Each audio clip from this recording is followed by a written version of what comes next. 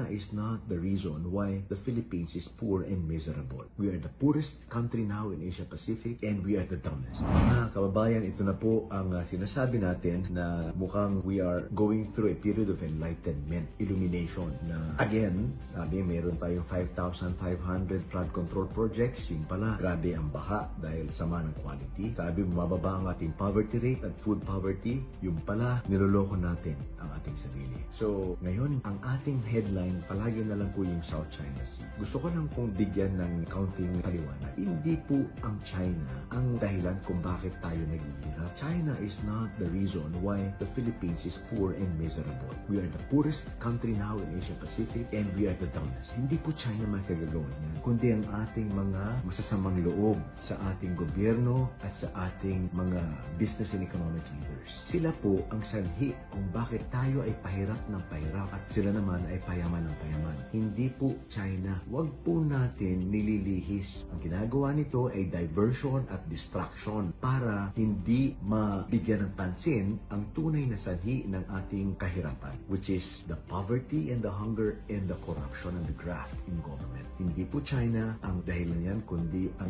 ating mga liderato. Hindi po ako ang traidor, ang mga traidor ang nagnanakaw ng 1 trillion pesos per year according to World Bank estimates. Sila po ang mga traidor.